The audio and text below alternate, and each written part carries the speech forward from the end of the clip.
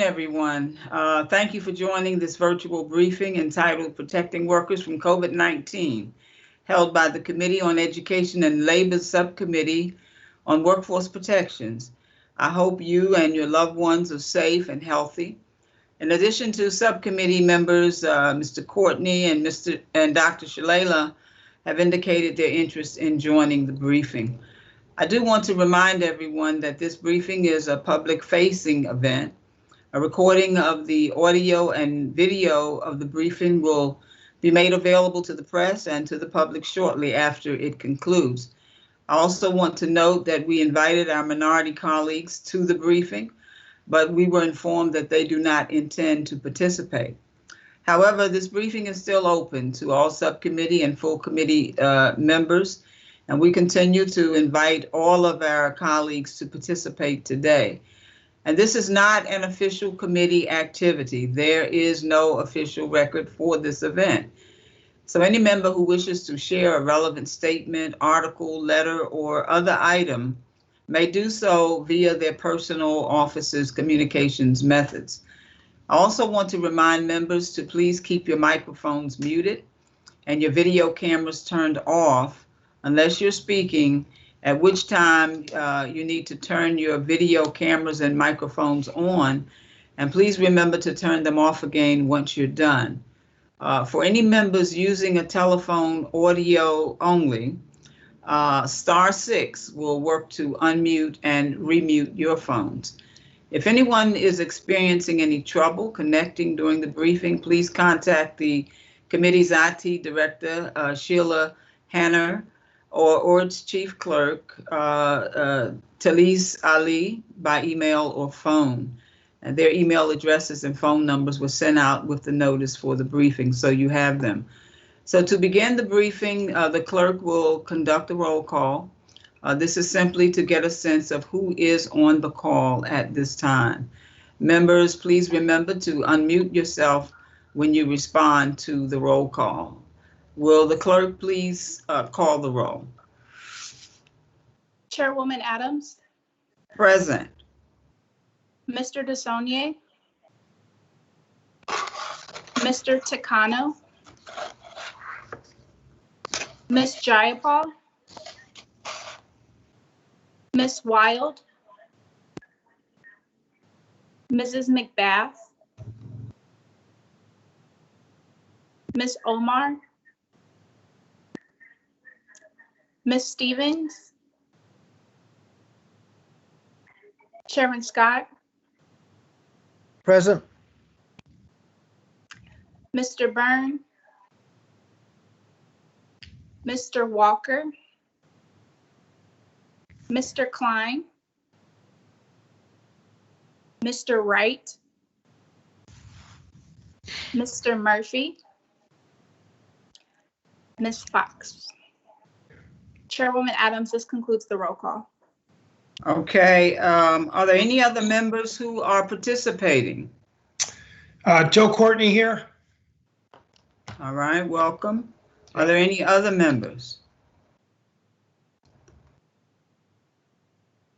Okay, thank you very much. In a moment, we'll hear from our distinguished experts, and after our experts finish their presentations, I will open the floor for members to ask their questions. I will recognize members in the order in which they seek recognition to ask a question by indicating they have a question in the chat box. Members who are using a telephone audio only today should have a member of their staff indicate their interest in the chat box on their behalf. So again, if you wish to ask a question, please indicate that in the chat box or have your staff indicate it for you. The briefing is 1 hour in length. We're very pleased to have experts on hand who have made themselves available to discuss this issue with us. Members are advised to ask their questions succinctly. Please be considerate of other members waiting in the queue to ask questions. A chime will sound as a reminder to members to wrap up their questions. I now want to recognize myself for opening remarks to introduce the experts. This is the, okay. This is the subcommittee's first virtual briefing. The purpose of the briefing is to gather information on protecting workers from COVID-19. And as you are all aware, hospital, nursing home, meatpacking, retail, warehouse, prison, and many other essential workers are facing serious risks in the workplace, and many are getting sick and dying. And the Occupational Safety and Health Administration has been missing in action, refusing to issue an emergency temporary standard to protect these workers. Next week, the committee will hold its first hearing since the shutdown began to hear testimony from Lauren Sweat, Acting Assistant Secretary of Labor for OSHA, about the agency's activities to protect workers, as well as from John Howard, Director of the National Institute for Occupational Safety and Health, who will talk about the science and data behind worker hazards. This briefing is intended to help us prepare for that hearing by describing the hazards that workers are facing and to discuss what can be done to protect workers.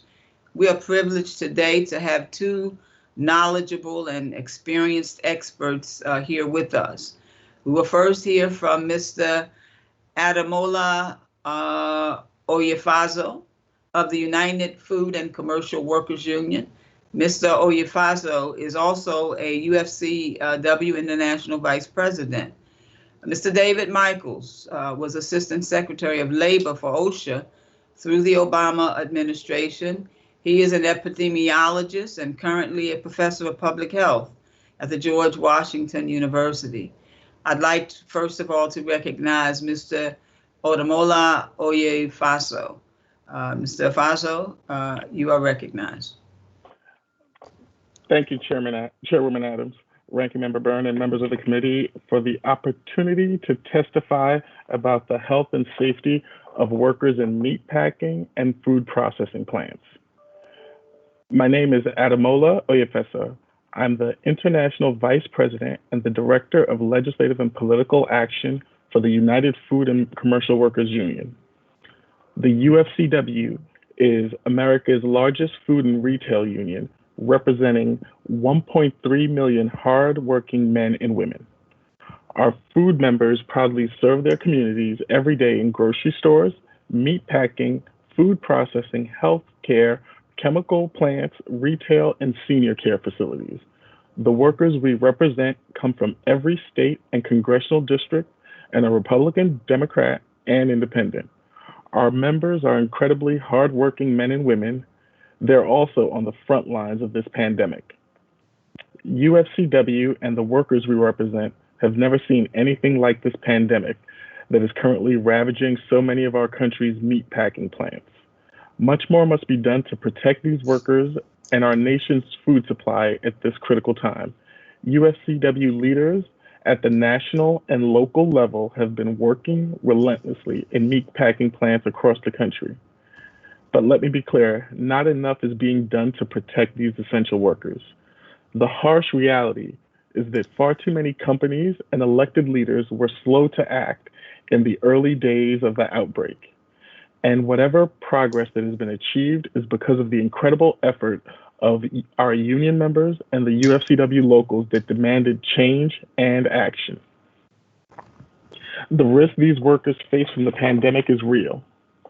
Without the right protections, these plants are a feeding ground for the virus. For the sake of the nation's future, our elected leaders must recognize this. If we're to protect America's food supply, we must protect these essential workers. Let me quickly emphasize how real this threat is. To date, we estimate at least 35 meatpacking workers have died and more than 4,000 meatpacking workers have been exposed or become sick.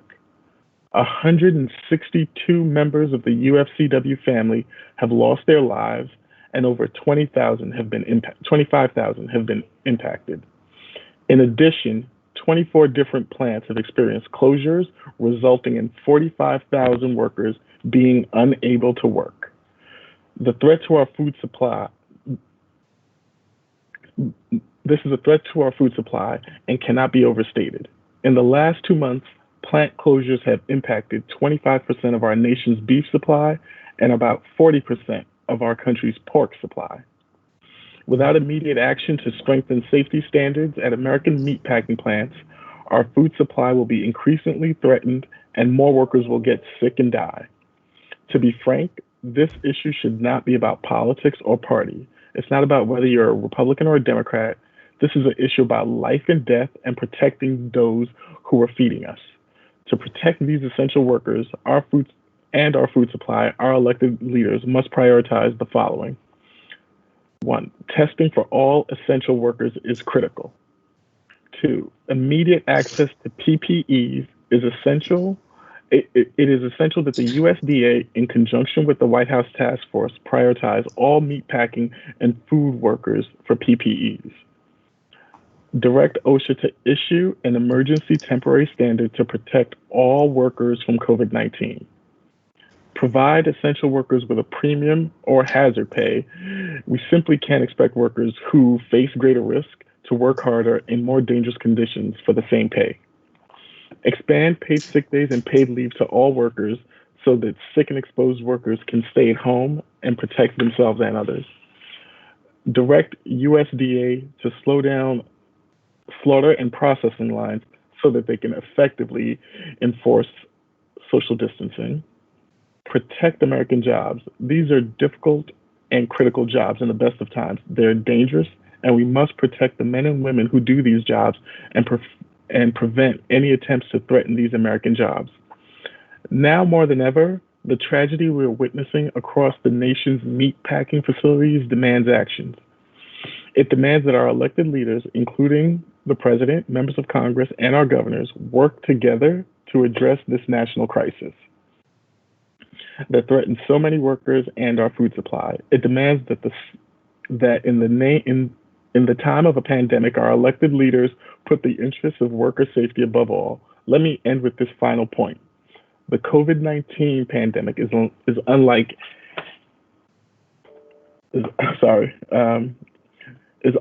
any crisis we have faced.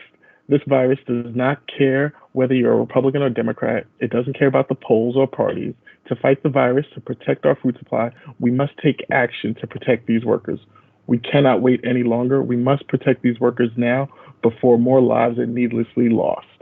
Again, on behalf of all our members, I urge you all to do what's right for the country we all love. And I thank you again for your time, and I'm pleased to answer any questions you may have. Thank you, Mr. Oyefeso. Now, Dr. David Michaels, you are recognized, sir.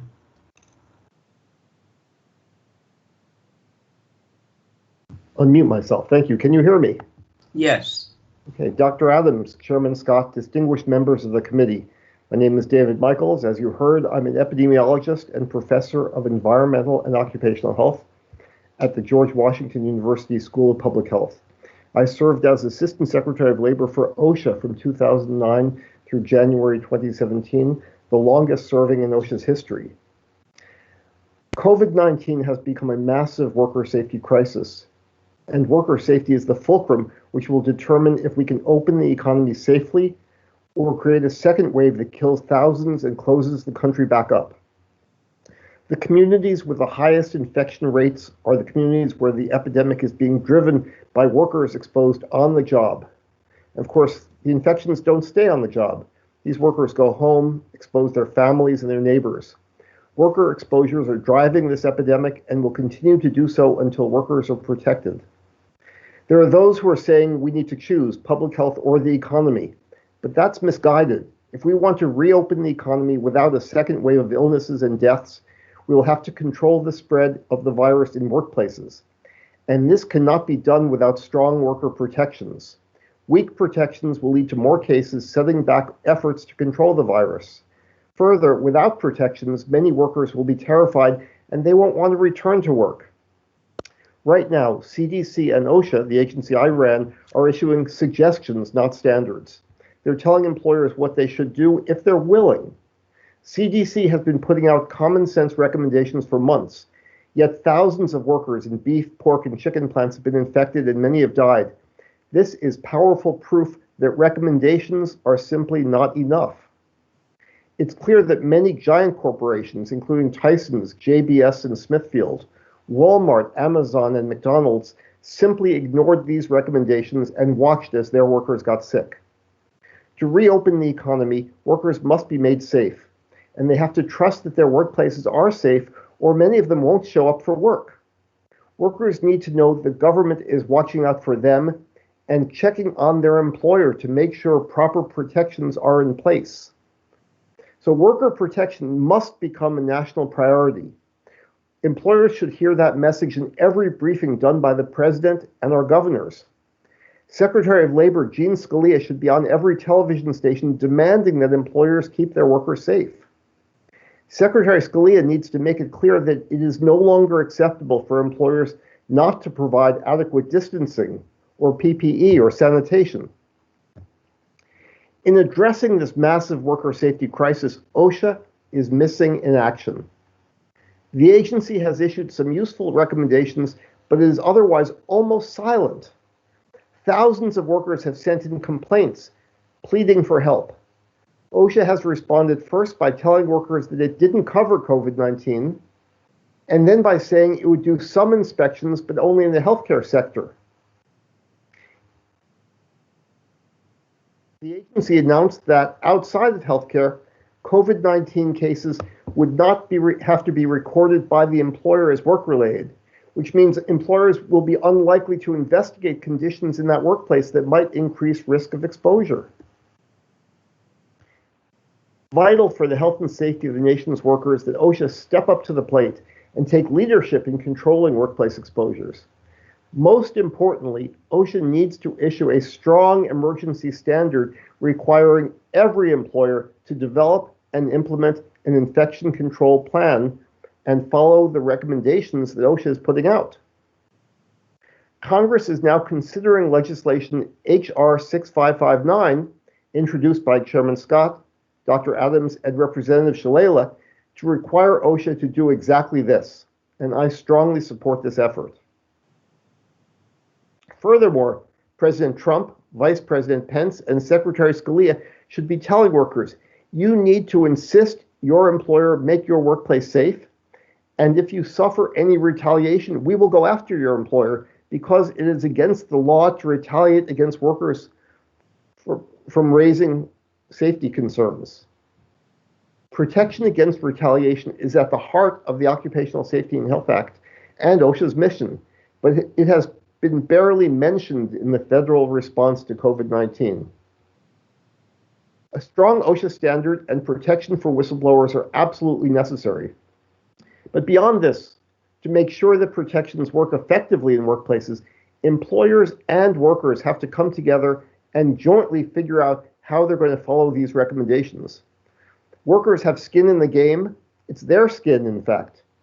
Controlling exposure to this deadly virus must be an intensely collaborative effort in which all parties participate in developing and implementing an infection control plan specific to that worksite. Each participant must agree to follow the rules and work to continually evaluate and improve it. If all the participants aren't committed to the plan's success, it is unlikely to succeed. An infection control plan will not succeed if it's imposed by fiat. Right now, the nation needs to embrace the idea we're all in this together, and that includes protecting all workers no matter what their legal status is or the language they speak or the job they have. If anyone is sick, we are all at risk. So those of us who are fortunate enough to be able to stay safe at home while others maintain our food supply, while risking their lives in many cases, we need to insist that every worker gets social distance and proper PPE at their job.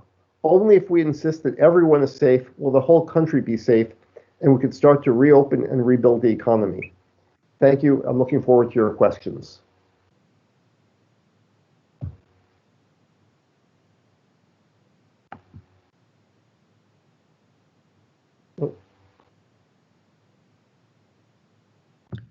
Dr. Adams, I believe you're still muted. Okay. Thank you very much to both gentlemen for your comments. We will now have an opportunity to ask questions of the experts. And given that we are trying to keep this briefing to 1 hour, please keep your questions concise. Please remember to indicate your interest in asking a question in the chat box, and I'll recognize members in that way, both from the majority and any minority members that may have decided to join us as well. So when it's your turn, please remember to unmute yourselves and turn on your camera or press *6 from your phone. So I will begin. Dr. Michaels, Secretary of Labor Scalia argues that OSHA doesn't need to issue an emergency temporary standard to protect workers because OSHA already has the tools that it needs to adequately enforce unsafe conditions. Do you think he's correct? Well, not only do I think he is not correct, but I think the news every day shows he's not correct. We see reports daily of clusters of cases at grocery stores, at big box stores, at farms, at meatpacking plants, and we never even hear OSHA being mentioned. He does not have the tools, and it's sad and unfortunate that he's saying that, and workers across the country are paying the terrible price for that. Thank you. Mr.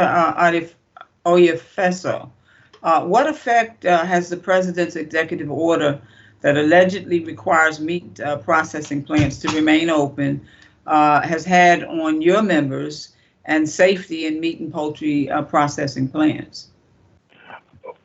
Right. So the order has made companies believe that they have to open up quickly. So instead of taking the time to actually set up safeguards, some companies are just reopening right away, and it's causing workers to still stand close to one another while they're working and not socially distanced.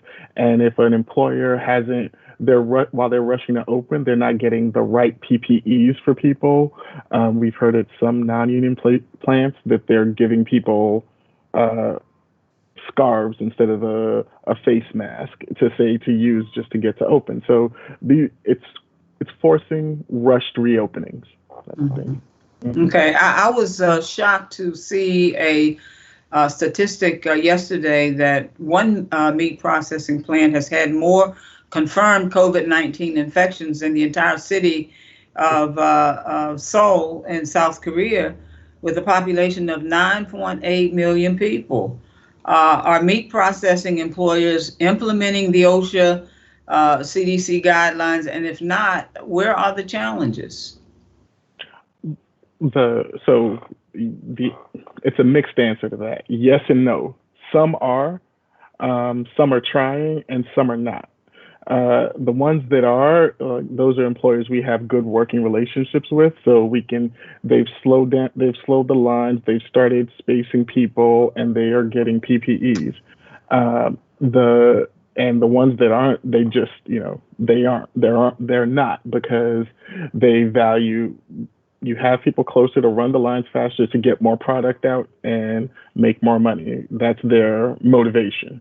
The challenges are, without enforceable rules from OSHA, it's impossible for workers or even the union to make them do anything. So CDC's guidelines, the guidance the CDC put specifically calls for 6-foot spacing, plexiglass shields in between workers that face each other, but employers aren't doing that. And you can't force them to, because it's a guidance. And until OSHA does something, we're left out there. Okay, thank you very much. Thank you for your answers. So we're going to go to the members now. Mr. Courtney, you are up next. Thank you, Chairwoman Adams. Can you hear me? Yes, I can. Okay, good.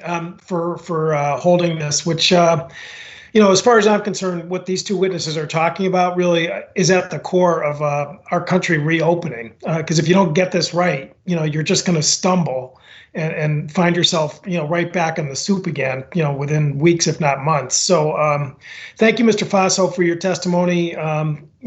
Again, those numbers are just absolutely staggering. And your members, when we talk about heroes, I mean, they are really at the top. Dr. Michaels, I wanted to just ask you, because, one thing Chairman Scott and talking about this issue. And Richard Miller and other folks in the that are on the subcommittee have sometimes sort of used a historical perspective in terms of the onset of bloodborne pathogens when HIV, AIDS came up out of nowhere, and there clearly was a response in terms of OSHA stepping in and setting up guidelines. Obviously, it was somewhat more limited to healthcare settings, although you can't go to a professional football game or a basketball game where everyone doesn't stop when there's somebody gets cut and is bleeding out there. And so I just wonder if you could maybe sort of describe what took place back then and how we were able to do this in a way that was very feasible and not onerous and protected people. Thank you for that question, Mr. Courtney. I worked in a hospital in the Bronx at the height of the AIDS epidemic, and the Bronx was one of the centers of that epidemic. And the fear on the part of hospital workers of being infected with a needle coming from a patient who had AIDS or hepatitis B was palpable. It was a concern all the time, and there were many cases of bloodborne infectious disease transmitted to hospital workers. There were, I can't remember if the number is 12,000 or 16,000, but that's the number of hepatitis B cases every year among hospital workers, just as a result of exposure in hospitals to blood products from someone with hepatitis B. OSHA issued a series of standards. The first came out, though, in the early 90s or 1990, essentially with rules that hospitals and other institutions where there were exposure to blood products would have to follow to protect workers from getting exposed to AIDS or hepatitis B or other bloodborne pathogens. And that standard was controversial at the time. There were reports that dentists were saying, well, if you make us wear gloves, we're not going to be able to practice our dentistry. OSHA persisted. It issued a very strong standard, and it turned out that it had a very positive effect. All hospitals had to start using needles differently, sharps differently, gloves differently, providing protection, providing vaccinations for hepatitis B when that became available to all hospital workers for free. Right now, there are at most every year a few dozen cases of hepatitis B among hospital workers rather than thousands. When you go into any hospital room, any hospital or healthcare office, you see a special box for disposing needles and other sharps. That's because of the OSHA standard. People in that field don't even remember that the OSHA standard made them make these changes, but they made all these changes and they were very effective. That process, that approach has become standard operating procedure now in healthcare, and we don't worry about those exposures anymore. In fact, when the Ebola outbreak occurred and we had the first cases of Ebola in the United States, all of whom, after the first case, were healthcare workers, that Ebola standard, the bloodborne pathogen standard, was very useful in ensuring that hospitals were prepared for Ebola, because CDC has no authority to make hospitals do anything. CDC can't tell a hospital, you must take these precautions to protect your workers. Only OSHA can do that. So OSHA went with CDC to hospitals to do that. We're now facing this pandemic, which in some ways makes the HIV epidemic pale in comparison. And the exposures are every sector of the economy. Any place people are working, they're being exposed in their communities. And OSHA is essentially sitting back and saying, we can't do anything. It's really appalling to me. Well, thank you, Doctor. And I mean, I think that's a really useful narrative for us to tell people, is that what Mr. Faso and his colleagues are asking for is really not unprecedented. And the fact of the matter is, you can come up with a balanced way to implement CDC rules without crippling the economy. And in fact, hopefully we'll be at a place someday where, like you said, people won't even remember how that new paradigm came to be. So thank you, and thank you again, Chairwoman Adams, for holding this hearing. Okay, thank you very much. Ms. Courtney, thank you very much for your question. Mr. Scott, you are recognized.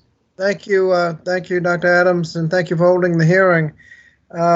So I have a couple of questions. First, you mentioned hazard pay. Do you view hazard pay as a substitute for making the workplace safer? Not at all. Making the workplace safer is key to almost, because if the workplace isn't safe, you might die and you can't spend hazard pay. So, yeah. Now, there's some companies pay a bonus if you don't miss any time from work. Is that a good idea? No. So what companies have been doing, and it exacerbated the illness, the virus spread, and the union pushed against this, is they said we would pay you a bonus pay as long as you didn't miss a single day of work over the next 30 days. You'd get that bonus pay, whether it was $300, $500, $600.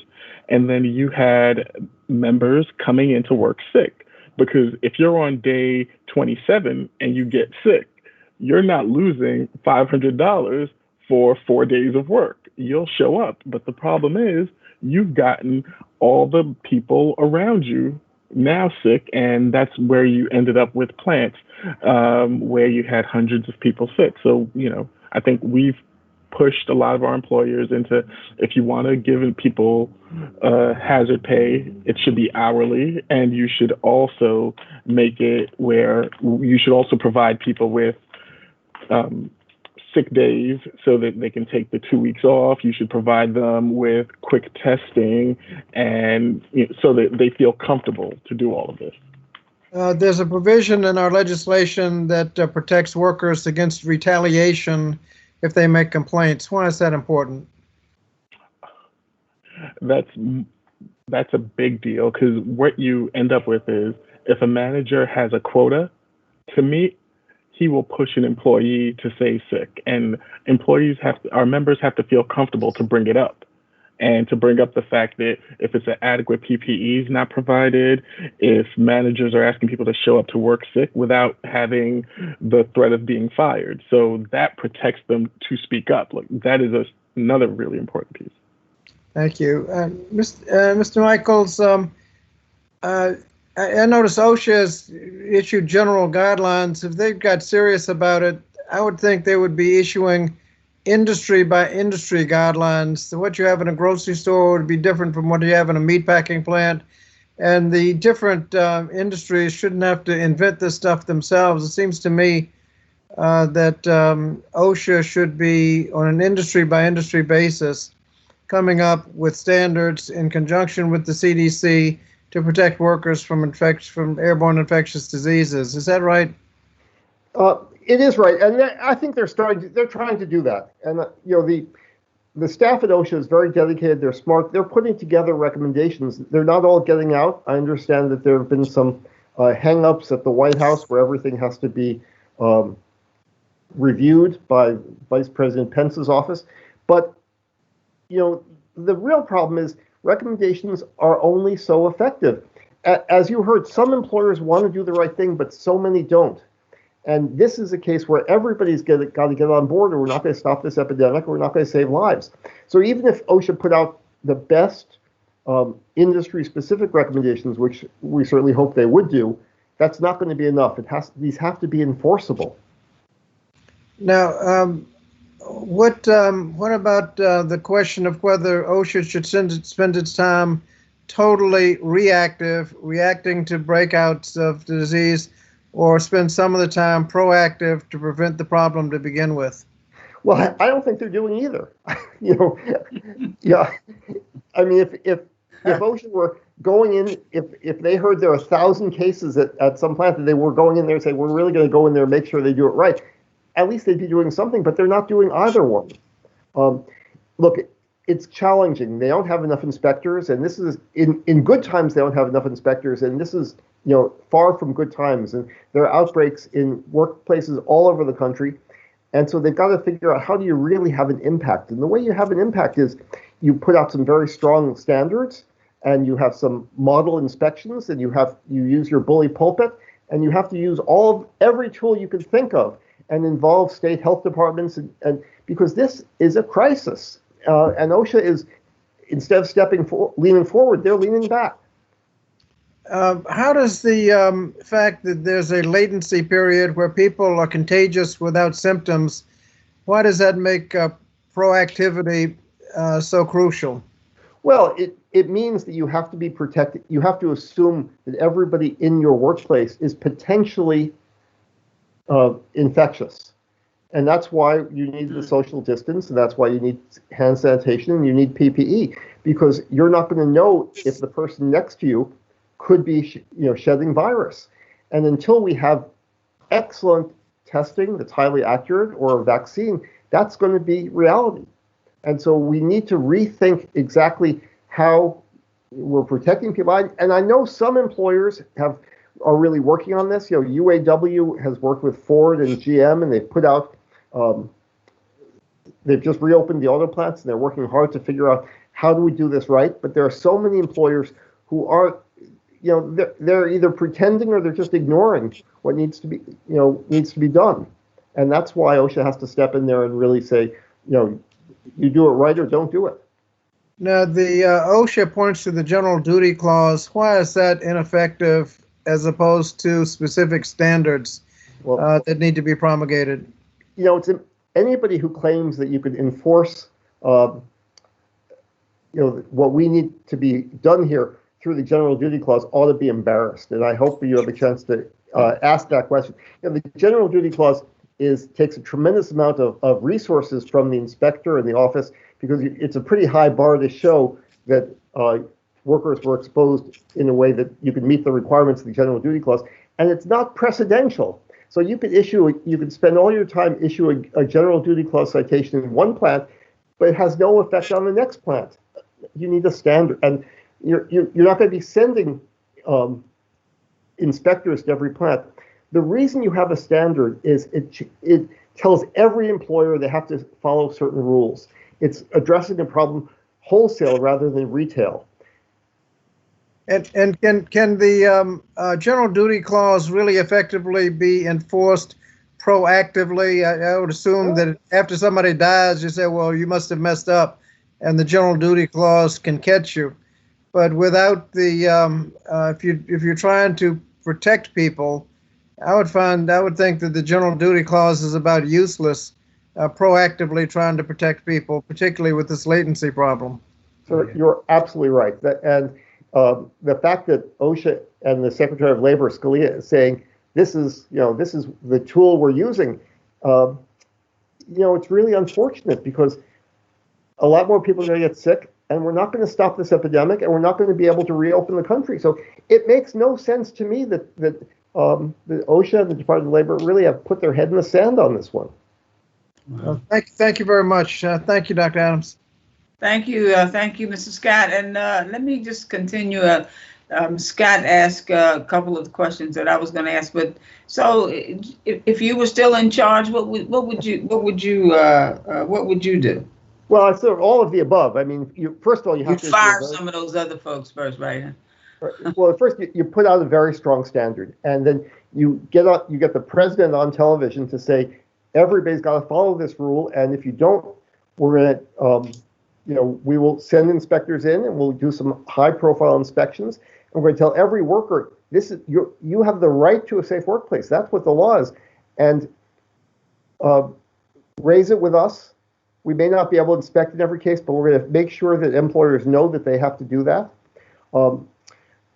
I would make it that every employer has to report every COVID-19 case, both to OSHA and to the local health department.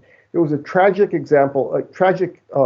situation at a Walmart in Worcester, Massachusetts. There are up to 85 cases among the workers in that one Walmart, and at least 2 deaths. And when the local health authorities in Walmart started seeing case after case, they didn't know that everybody worked at Walmart. It was only when they put it together, they went into Walmart and they shut the Walmart down, but it was too late. So we need to involve county health authorities and the state health, the state health departments, and we've got to get everybody involved. But most importantly, what I would sit down with employer organizations and unions and say, this is what's important. You have to sit down and you all have to work together to make sure every one of these workplaces is safe. This is your patriotic duty. This is what the country needs right now. We don't just need to produce more chickens or cars. We have to, whatever we're doing, we have to do it safely because we have to stop this epidemic. Okay, great. What about Mr. Iafeso? How has the president's executive order that allegedly requires the meat processing plants to remain open had on your members and the safety in the meat packing processing companies? Well, to continue on that, the safety is still a concern because with the rush to open, as Dr. Michael said, you have governors who aren't sharing the information of who's getting sick as an effort to keep plants open. So that makes it harder for our members or non-union plants workers to know who's sick, so they don't know if they've been exposed. So this rush to open on the safety angle, besides just the day-to-day inside the plant, now the community that our members live in don't know who's sick and who's not because the plants and some of the elected officials don't want to tell anyone because it's the rush to open and stay open. So the less information given is actually making not only the plants unsafe, but entire communities unsafe. Okay, so it sounds like you would agree with Dr. Michaels if you were in charge. Let me go back to Mr. Courtney. I think he has another question. Ms. Courtney, go ahead. Great. Well, thank you, Chairwoman. And again, it's somewhat of a follow-up to the Defense Production Act question, which is, when this bill that ALMA has been sponsoring, has been out there for a couple months now. One of the trade organizations from one of the big affected sectors, one of the pushback that they gave was using the fact that because of, frankly, the administration hasn't done much of a job in terms of using the Defense Production Act in terms of producing more PPE, that the trade association is saying that, well, the CDC guidelines require us to have PPE for our workers, but there's not enough PPE to actually get, masks and gowns and et cetera. I mean, that obviously is improving, a little bit in terms of where we stand today in May. I'm from Connecticut, by the way, which is a pretty hard hit state. We're third in the country per capita in terms of loss of life. And we are actually starting to see some pretty large deliveries, but pretty much done because Governor Lamont has pulled every string he can find, to get equipment into the state here. So I guess, again, Dr. Michaels, in terms of national standard that CDC has, which again incorporates use of PPE, if there is a really honest to God situation where access to PPE is impossible because of just, again, the supply chain nightmare that's happening out there. Again, it's not like OSHA is not just going to be totally, maybe you can just talk about that. How would they, accommodate a situation like that? Of course, and this has come up before. We had an issue during the period until recently when there was a tremendous amount of oil and gas drilling around the country. OSHA said that workers should wear fire-resistant clothing when they're on these rigs because we have these explosions and fires which would burn workers terribly. And there was a shortage. And we made it very clear if an employer showed us they actually tried to get it and couldn't get it, that's fine. We would say, absolutely, you tried, we're grateful you tried, and when you get some, you'll use it. And that's exactly how OSHA would deal with this in terms of the shortage of PPE in hospitals or elsewhere. What's really been disheartening about this particular episode in terms of the inability to get N95s, for example, was the fact that CDC has, rather than said there isn't enough PPE, there aren't enough N95s, so we're going to reduce our standard. We're going to say it's okay not to use N95s. That's wrong. I think what they need to say, and what OSHA would say, is you should do your best to get N95s and get the proper equipment. If you can't get it, but you showed us you tried, that's fine. No one would ever issue a citation against you if you tried to get it. But you also have to think, what are you going to do if you can't get it? How do you optimize what you have? How do you share it right? How do people use it to get the maximum protection? And that's what, if I were running OSHA, we'd expect people to do. And again, so I mean, the order or the CDC guidelines is actually much, covers much more of a area than just simply PPE. I mean, I think Mr. Faso talked about, this, how far apart they're working, slowing down the line. I mean, there's other accommodations that CDC is urging. Is that right? Absolutely right. And some of them, you can do them. It slows down production. Others are harder to do. You may not be able to get the PPE, but some things you certainly can. You don't have to put everybody right next to each other. Great. Well, thank you, Chairwoman. I'll yield back. Okay. Thank you very much. And let me find out if anyone else has any questions. If not, we're going to move on to close out so that we can stay within our time frame. Let me first of all thank Dr. Michaels and Mr. Oyefeso for being here today. Certainly you have provided essential information that we need to know, and I appreciate it very much. You have left us much better educated to address the hazards that face our workers today. I'm committed to working together with my colleagues to ensure the safety of this nation's workers during these difficult and dangerous times.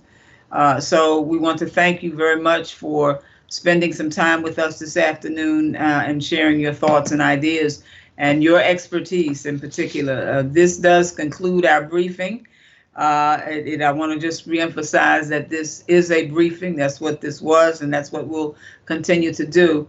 But I hope that everyone will have a good afternoon and continues to stay safe and healthy. And I'll be heading back to Washington momentarily. Thank you all very much for participating today. Everyone be safe. Put your mask on and wash your hands. Thank you. You too. Bye-bye. Thank you.